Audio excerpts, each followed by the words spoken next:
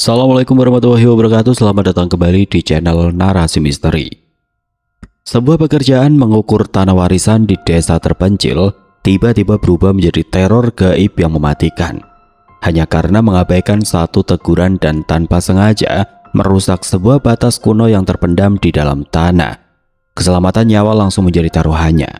Apa jadinya jika fisik seseorang terbaring sakit parah di dunia nyata, namun sukmanya ternyata diculik, dirantai dan disandra oleh sosok wanita cantik berselendang sutra di dimensi lain. Ada batas waktu 40 hari yang terus berjalan mundur, sebuah hitungan penentu yang sangat kejam. Sebelum kita masuk ke dalam ceritanya, pastikan kalian sudah menekan tombol subscribe dan menyalakan lonceng notifikasinya agar tidak ketinggalan kisah-kisah mencekam dari channel Narasi Misteri. Dan tanpa berlama-lama lagi, langsung saja kita masuk ke ceritanya.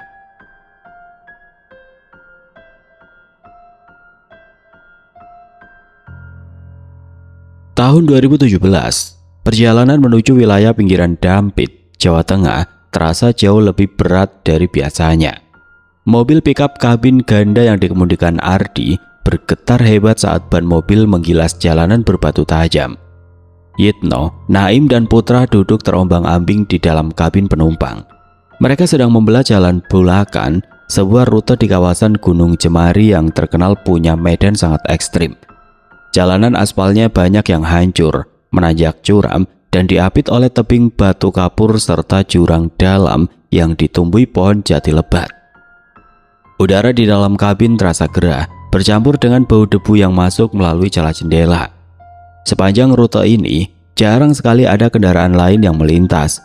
Suasananya sepi, hanya terdengar deru mesin mobil yang dipaksa bekerja keras dan bunyi serangga hutan bersaut-sautan dari balik rimbunnya pepohonan. Sesekali Naim memegangi perutnya sambil meringis menahan mual karena guncangan mobil tiada henti.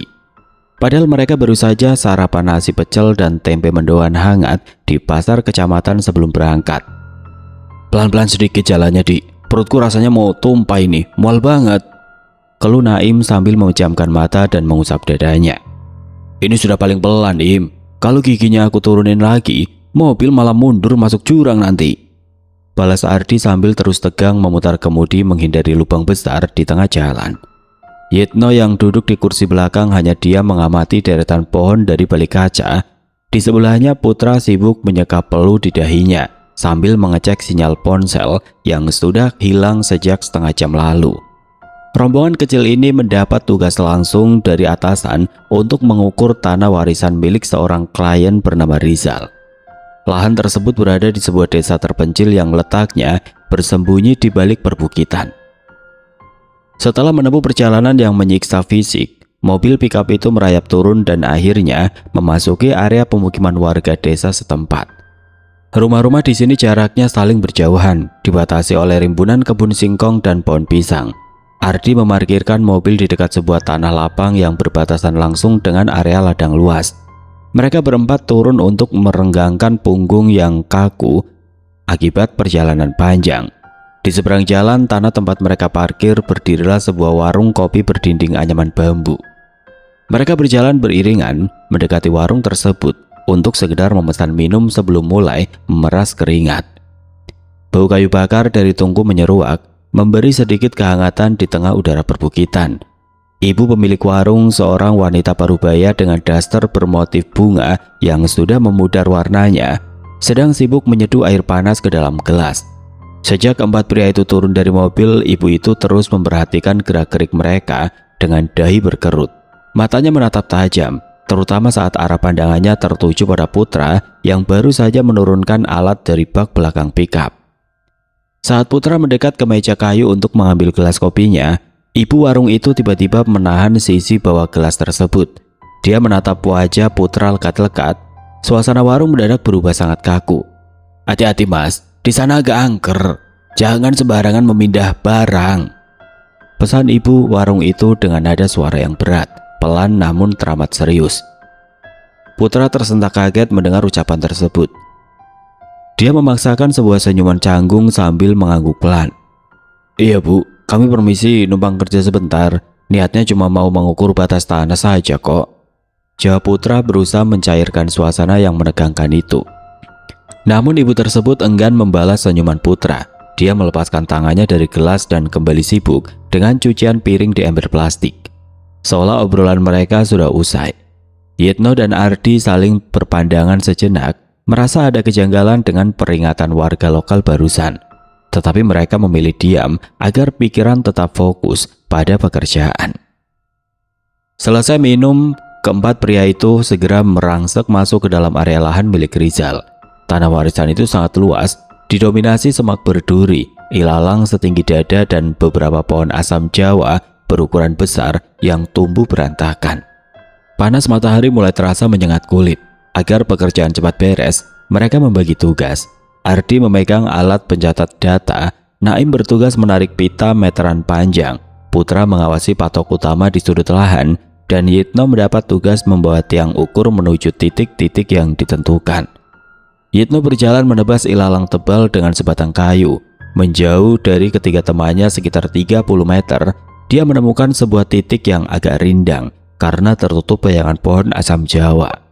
Tangannya menancapkan ujung tiang logam itu menembus tanah liat keras. Yitno memicingkan mata, menyekap peluh di alisnya, lalu fokus menyelaraskan posisi tiangnya agar lurus sejajar menghadap Ardi di kejauhan sana. Saat sedang berkonsentrasi penuh, telinga Yitno mendadak menangkap suara gemersik daun kering yang terinjak sepatu. Suaranya terdengar amat dekat, tepat di sebelah kirinya. Langkah kakinya terdengar pelan, diseret satu persatu seolah menahan beban. Yitno awalnya mengira Naim sedang menyusulnya untuk mengulur meteran. Tetapi saat dia melirik sedikit dari sudut matanya, postur tubuh orang itu sangat bungkuk, jauh berbeda dengan perawakan Naim. Yitno perlahan menolehkan kepala. Darahnya serasa berhenti mengalir seketika. Berdiri tegak hanya berjarak 1 meter di sampingnya, seorang laki-laki tua misterius muncul entah dari mana. Kakek itu mengenakan topi caping anyaman bambu yang sudah menghitam akibat jamur. Baju yang menempel di tubuhnya berwarna hijau lumut, sangat lusuh dan robek di bagian bahu serta lengan. Satu hal yang membuat nafas Yitno langsung tercekat. Wajah kakek itu sama sekali mustahil dilihat oleh mata. Bagian bawah topi capingnya hanya menampilkan bayangan pekat yang menutupi seluruh kulit wajahnya secara rapat. Yitno kaget luar biasa. Dia berniat melangkah mundur menjauh, namun kedua kakinya terasa sangat berat menancap di tanah. Kakek misterius bertopi caping itu kemudian memutar kepalanya sedikit ke arah Yitno. "Besok saja kalau mau mengukur, kamu pamit dulu sama penjaga tanah," ucap sosok kakek itu pelan. Suaranya terdengar begitu berat, serak, dan bergetar panjang. Jantung Yitno berdegup kencang hingga nafasnya memburu. Dia secara spontan langsung menolehkan pandangannya ke arah teman-temannya di ujung lahan. Tangannya gemetar hebat sambil menunjuk ke arah kakek di sampingnya. Jantung Yitno berdegup kencang hingga nafasnya memburu. Dia secara spontan langsung menolehkan pandangannya ke arah teman-temannya di ujung lahan. Tangannya gemetar hebat sambil menunjuk ke arah kakek di sampingnya. "Putra, Naim, sini kalian!" teriak Yitno panik. Suaranya pecah membelah kesunyian ladang. Mendengar teriakan keras tersebut, Putra dan Naim langsung menghentikan pekerjaan mereka. Keduanya menoleh bingung dan melihat Yitno yang berteriak sambil menunjuk-nunjuk sesuatu di sebelahnya. Namun saat Yitno kembali memutar kepalanya untuk memastikan keberadaan kakek itu, jantungnya seakan mau copot. Tempat kakek itu berdiri barusan sudah bersih. Sosok laki-laki tua berbaju hijau lumut itu sudah lenyap tidak berbekas, menyisakan Yitno yang berdiri sendirian dengan tubuh gemetar di bawah pohon asam Jawa. Putra, Naim, dan Ardi berlari tergesa-gesa menghampiri Yitno yang masih berdiri gemetar menunjuk ke arah bawah pohon asam Jawa. Nafas Yitno tersengal-sengal. Wajahnya pucat pasi memandangi titik tanah yang baru saja ditinggalkan oleh kakek misterius itu. "Ada apa, Yit? Kamu lihat siapa barusan?" tanya Ardi sambil memegang bau Yitno yang bergetar hebat. Yitno menelan ludah dengan susah payah. Suaranya terbata-bata saat mulai bercerita. "Ada orang di sebelahku. Kakek-kakek pakai caping sama baju hijau lumut robek-robek. Wajahnya gelap tertutup bayangan. Dia bilang besok saja kalau mau mengukur. Suruh pamit dulu sama penjaga tanah." Mendengar penjelasan tersebut, Putra langsung merinding. Peringatan serius dari ibu pemilik warung tadi siang kembali berputar jelas di kepalanya. Ardi menghela nafas panjang, mengusap wajahnya yang penuh peluh dan debu. Sebagai ketua tim, dia merasa harus segera mengambil langkah aman demi melindungi anak buahnya. Tinggalkan alatnya di sini. Kita cari orang yang dituahkan di desa ini. Tadi ibu warung juga menegaskan kalau tempat ini angker. Kita cari tahu dulu siapa juru kunci tanah ini sebelum masalah jadi panjang. Perintah Ardi dengan raut wajah tegang. Mereka berempat bergegas keluar dari area semak belukar itu dan berjalan menyusuri jalan kecil pedesaan. Setelah bertanya pada beberapa warga yang sedang menjemur gabah, mereka diarahkan menuju kediaman Pak Murdi. Rumah Pak Murdi terletak agak masuk ke dalam area pemukiman, berdinding anyaman bambu dengan halaman luas yang dipenuhi tanaman herbal. Pak Murdi sedang duduk di beranda saat keempat pria itu datang. Ardi memperkenalkan diri dan menceritakan niat mereka untuk mengukur lahan milik Rizal, serta kejadian ganjil yang baru saja dialami Yitno. Mendengar runutan cerita tersebut, raut wajah Pak Murdi seketika berubah kaku dan menegang. Dia meletakkan cangkir kopinya perlahan ke atas meja kayu. Kalian beruntung baru sebentar ditegur, belum dicelakai fisiknya, ucap Pak Murdi dengan nada suara berat.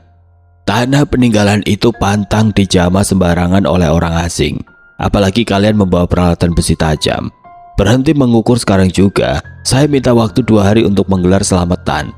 Biar saya siapkan syarat-syaratnya dan minta izin dulu. Kalau kalian nekat melanjutkannya hari ini, nyawa kalian berempat yang akan jadi taruhannya. Keempat pekerja itu saling berpandangan dengan dada berdebar kencang. Mereka akhirnya sepakat untuk mematuhi larangan keras tersebut demi keselamatan nyawa. Pak Murdi kemudian mengarahkan mereka untuk beristirahat di sebuah bangunan peninggalan puskesmas pembantu.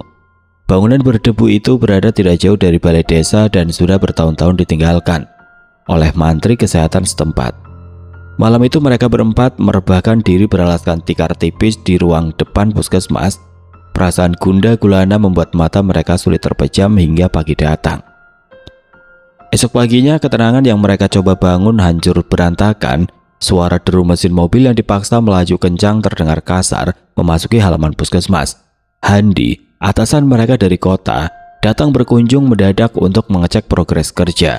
Saat melangkah masuk ke dalam puskesmas dan melihat anak buahnya masih duduk menikmati kopi, wajah Handi seketika memerah menahan amarah yang meledak. Kalian ini kerja atau liburan di desa orang?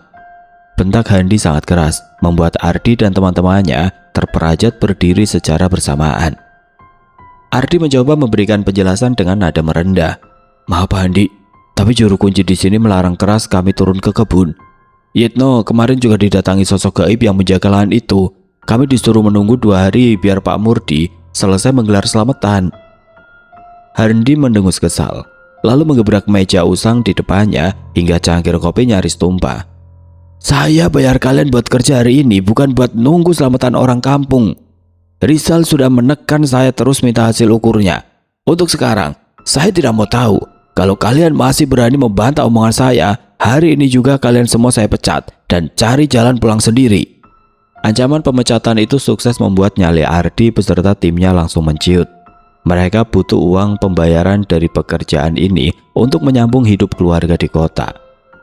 Dengan langkah gontai dan perasaan sangat was-was, Ardi terpaksa memerintahkan timnya untuk kembali turun ke tanah keramat tersebut. Handi mengawasi mereka dari kejauhan sambil berkacak pinggang di dekat jalan raya.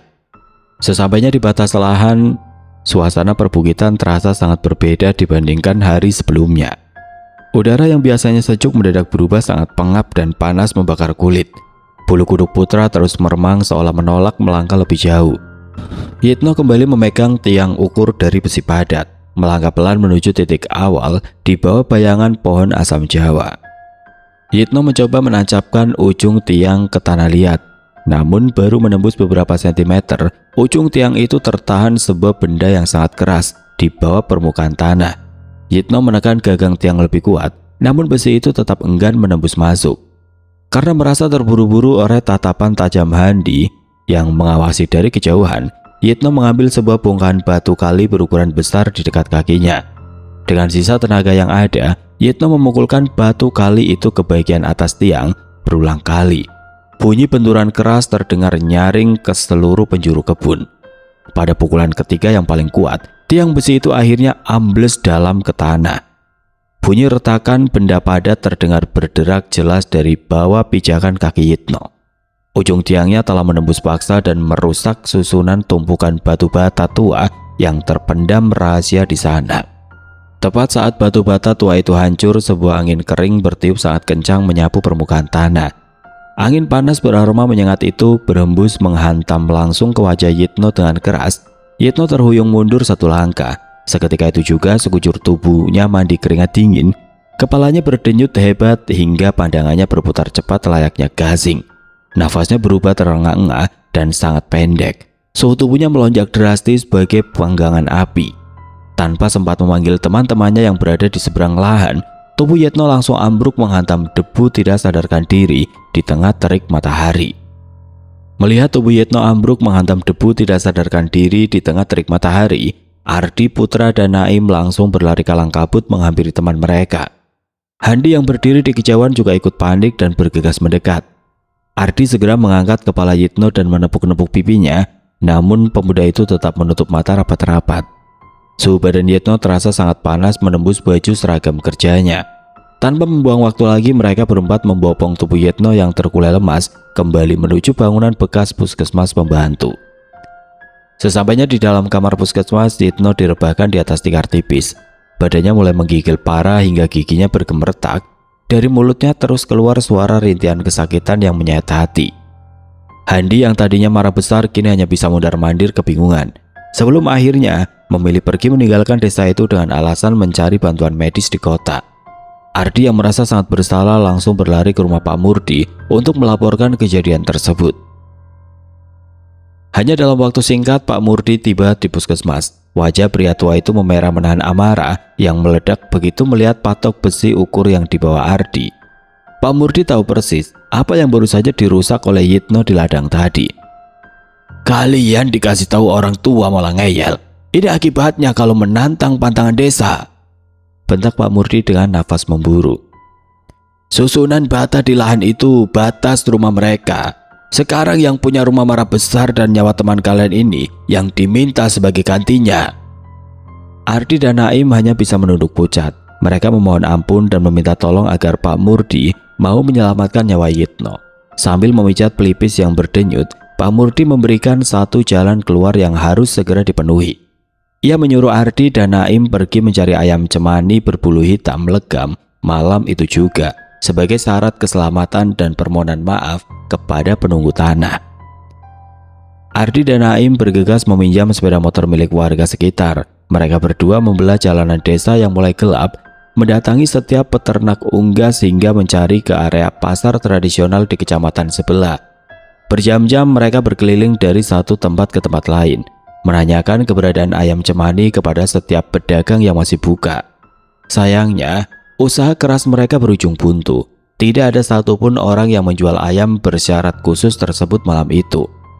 Dengan langkah gontai dan dada sesak karena putus asa, mereka berdua kembali ke puskesmas dengan tangan hampa.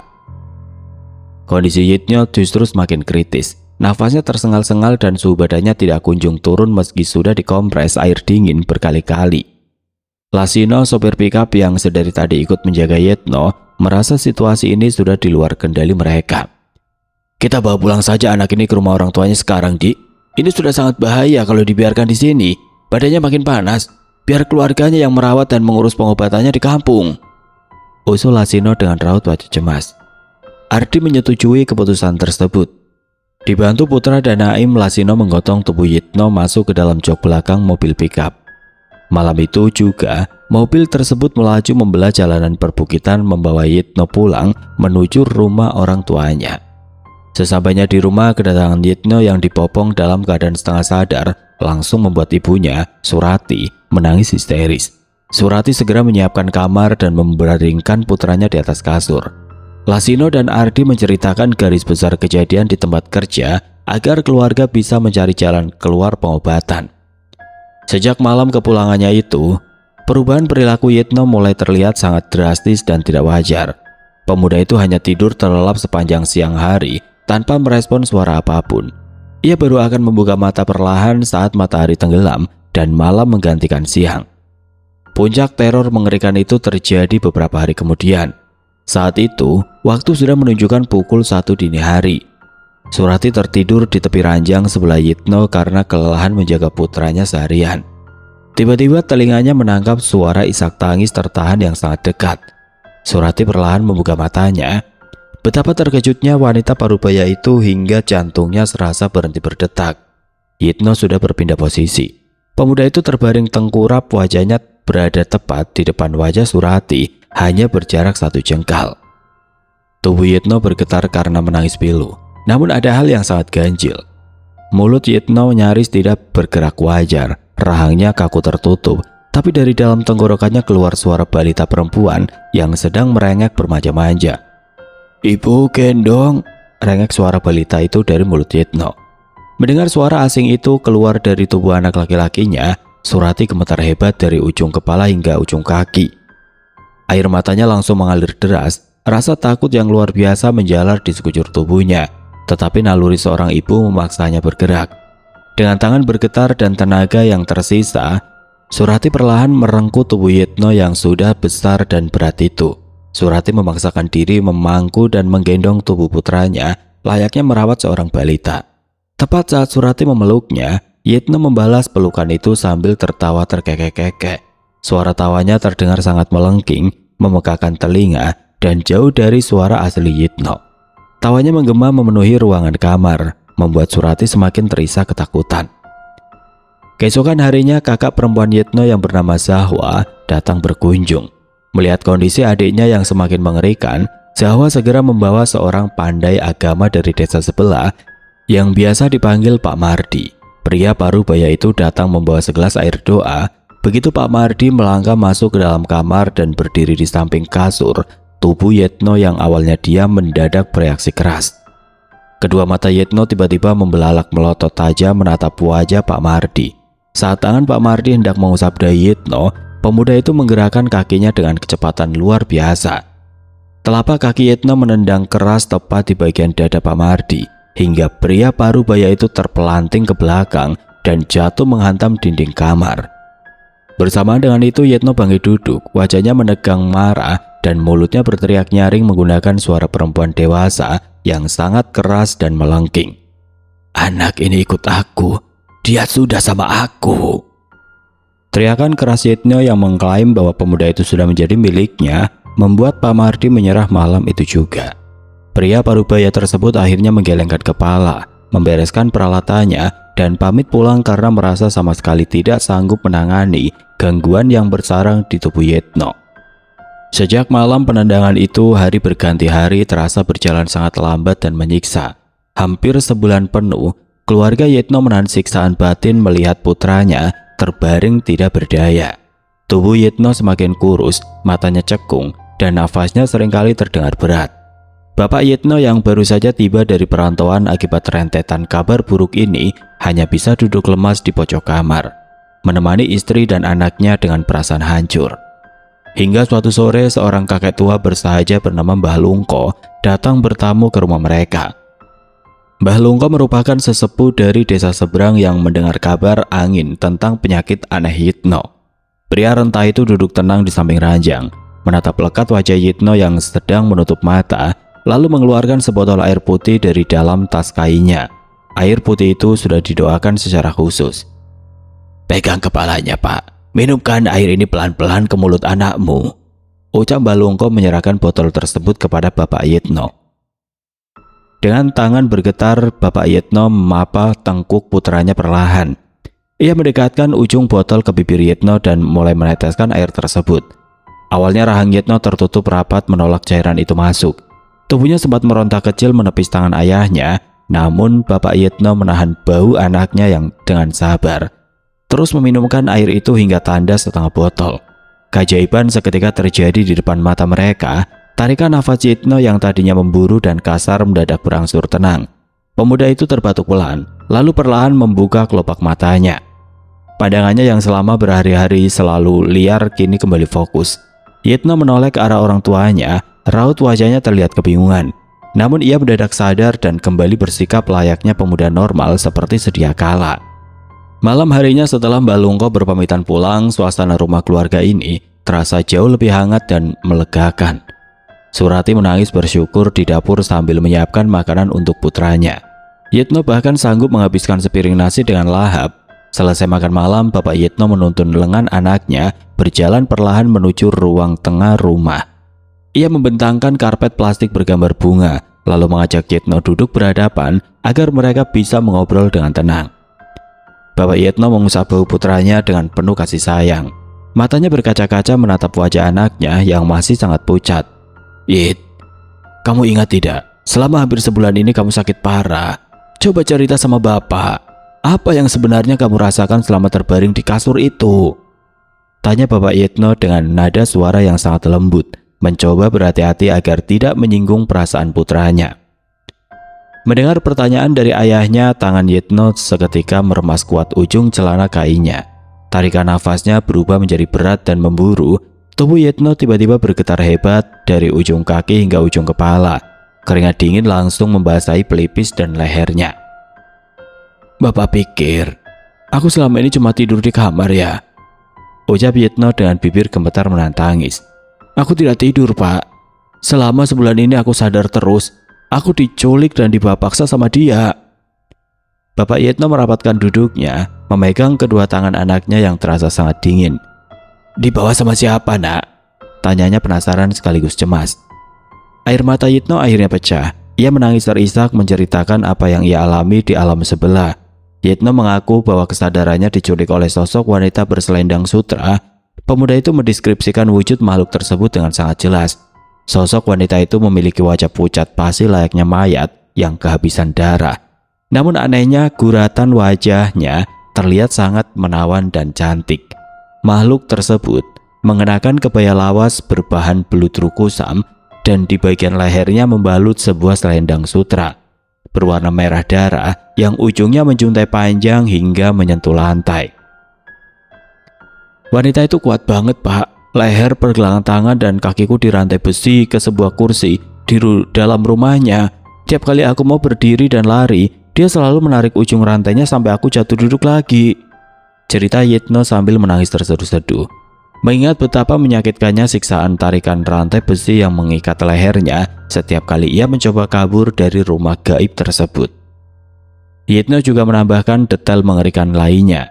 Selama ia disekap paksa di atas kursi kayu itu, ia melihat banyak sekali anak kecil yang terus berlarian mengelilingi posisinya. Anak-anak kecil itu berlarian tiada henti, tertawa-tawa dengan suara merdu namun sangat memegahkan telinga, membuat Yitno merasa sangat tersiksa secara mental. Bapak Yitno langsung memeluk anaknya erat-erat, membiarkan dada bidangnya basah oleh air mata Yitno.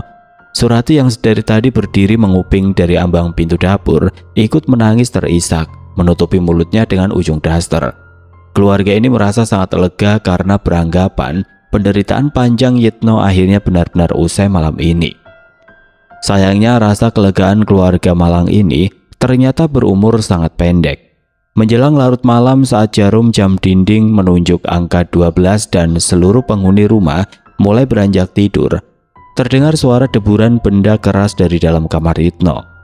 Bapak Yitno yang belum sepenuhnya terlelap langsung melompat dari ranjang dan mendobrak pintu kamar anaknya. Pemandangan di dalam ruangan itu menghancurkan sisa-sisa harapannya. Yitno tergeletak di atas lantai kamarnya. Demam mematikan itu kembali menyerang secara tiba-tiba dengan intensitas yang jauh lebih brutal. Tubuh Yitno kejang hebat, kedua tangannya mencengkram dadanya sendiri dan seluruh badannya menggigil tidak terkendali hingga ranjang di sebelahnya ikut bergetar. Melihat kondisi putranya yang kritis dan nyaris gak bisa nafas, keluarga yang panik malam itu juga langsung membopong Yitno masuk ke dalam mobil sewaan warga dan melarikannya ke rumah sakit terdekat. Suasana kepanikan memenuhi isi mobil, diiringi isak tangis Surati yang terus memeluk tubuh putranya. Sesampainya di depan pintu gawat darurat, perawat bergegas membawa berangkar dan mengambil alih penanganan. Dokter jaga segera bertindak cepat, memasang berbagai macam selang infus serta alat bantu pernafasan ke tubuh pemuda itu. Malam itu juga Yitno dipindahkan ke ruangan perawatan intensif demi mendapat pemantauan medis secara ketat. Selama 7 hari berturut-turut, Yitno terbaring lemas dalam keadaan koma. Bunyi mesin pendeteksi detak jantung menjadi satu-satunya pertanda bahwa ia masih bernafas. Matanya terpejam rapat tanpa ada reaksi apapun saat disentuh. Bapak Yitno dan Surati bergantian berjaga di luar ruangan dengan wajah kuyu, mata bengkak karena kurang tidur, serta rasa cemas yang terus menggerogoti batin mereka berdua. Memasuki hari ke-7 perawatan, sisa harapan keluarga Malang ini hancur berantakan. Mesin monitor detak jantung di samping ranjang Yitno mendadak berbunyi melengking nyaring tanpa jeda. Dokter dan sejumlah perawat berlarian masuk, berusaha keras memacu jantung pemuda Malang tersebut menggunakan alat medis. Bapak Yitno merangkul bau istrinya erat-erat, menatap nanar di balik kaca pembatas ruangan. Namun, garis takdir berkata lain.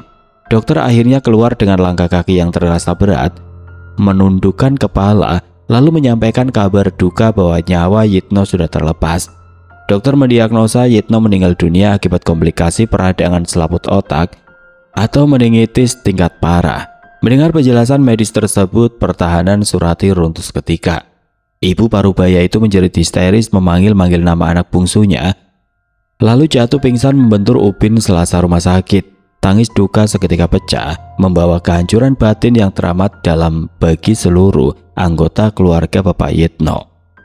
Keesokan paginya, suasana mendung dan muram menyelimuti desa tempat tinggal Yitno. Bendera kuning duka cita terpasang berjejer di ujung jalan masuk rumah. Ratusan orang tetangga datang silih berganti menyampaikan rasa belasungkawa. Jenazah Yitno dimandikan secara layak, disolatkan di masjid desa, lalu dibawa menggunakan keranda bambu menuju area pemakaman umum di antara kerumunan pelayat yang berdiri mengelilingi gundukan tanah merah berbaur taburan bunga. Terlihat sosok Pak Murdi dan putra. Keduanya sengaja menempuh perjalanan jauh dari lereng Gunung Cemari demi memberikan penghormatan terakhir kepada Yitno. Putra tidak sanggup menahan rasa sedihnya. Pemuda itu menangis sesegukan. Dadanya terasa sesak melihat tanah perlahan menimbun jasad sahabat sekaligus rekan kerja yang selama ini selalu menghabiskan waktu bersamanya di lapangan. Selesai prosesi pemakaman, para pelayat berangsur pulang menyisakan keluarga inti di dalam rumah duka. Pak Murdi memberanikan diri meminta waktu untuk berbicara empat mata dengan keluarga Yitno. Mereka duduk melingkar beralaskan karpet plastik memudar di ruang tengah. Wajah senja Pak Murdi tampak sangat menyesal dan murung. Kedua tangannya gemetar saat ia mulai membuka suara memecah keningan. Pak, Bu, saya datang sejauh ini untuk meminta maaf yang sebesar-besarnya. Maafkan saya karena saya gagal menyelamatkan nyawa anak Bapak dan Ibu dari tangan mereka. Ucap Pak Murdi dengan nada suara bergetar hebat menahan tangis penyesalan. Bapak Yitno menyeka genangan air matanya, berusaha bersikap tegar sebagai kepala keluarga. Kami sekeluarga sudah ikhlas, Pak Murdi. Ini memang jalan umur anak kami. Bapak jangan terlalu menyalahkan diri sendiri terus-menerus.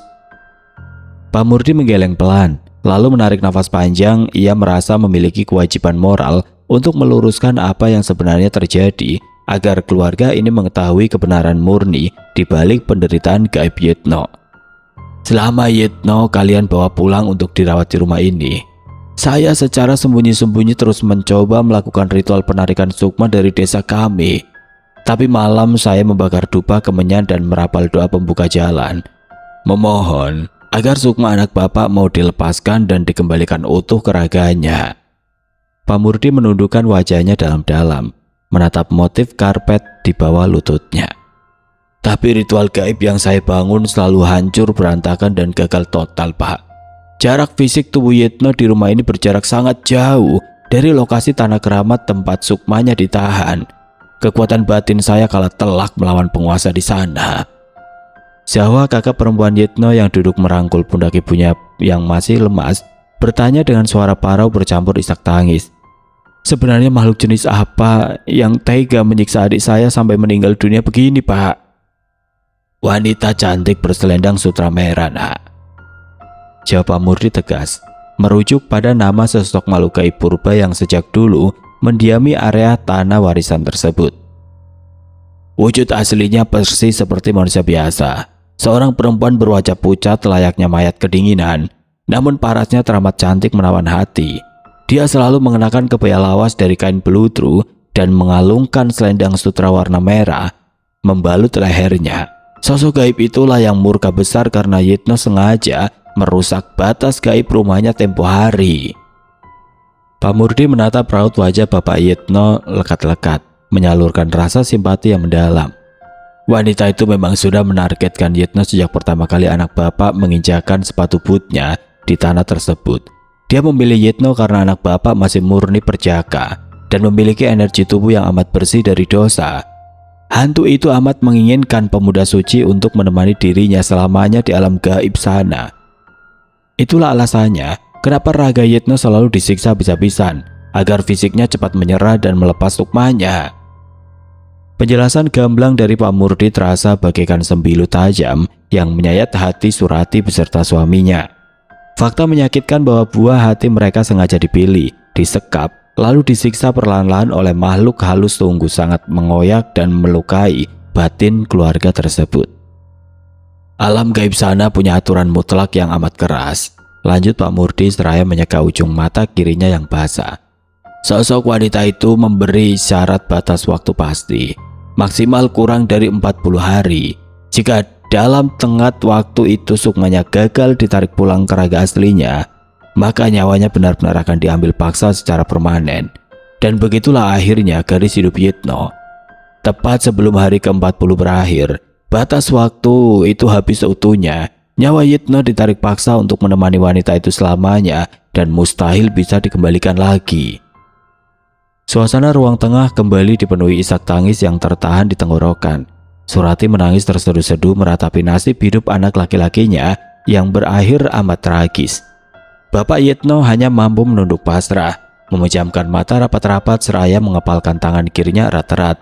Pria parubaya itu menyadari seutuhnya, menangis darah sekalipun putranya mustahil bisa kembali bernafas menghirup udara dunia. Keluarga yang hancur lebur itu akhirnya hanya bisa menelan kepasrahan, menerima kenyataan pahit bahwa Yitno telah berpulang selamanya, menjadi tawanan abadi di balik tanah perbukitan terpencil tersebut. Itulah tadi kisah tragis yang dialami oleh Yitno beserta rekan-rekannya. Kisah ini meninggalkan satu pesan penting untuk kita semua. Kemanapun kita pergi untuk bekerja atau singgah, apalagi saat menginjakan kaki di tempat yang baru, selalu jaga adab dan sopan santun. Hargai dan patuhi setiap pantangan maupun peringatan dari warga setempat, karena kita tidak pernah tahu siapa atau apa yang sebenarnya menghuni tempat tersebut. Terima kasih sudah menemani narasi misteri sampai akhir cerita. Jangan lupa like, tinggalkan komentar, dan bagikan video ini. Sampai jumpa di kisah mencekam selanjutnya. Wassalamualaikum warahmatullahi wabarakatuh.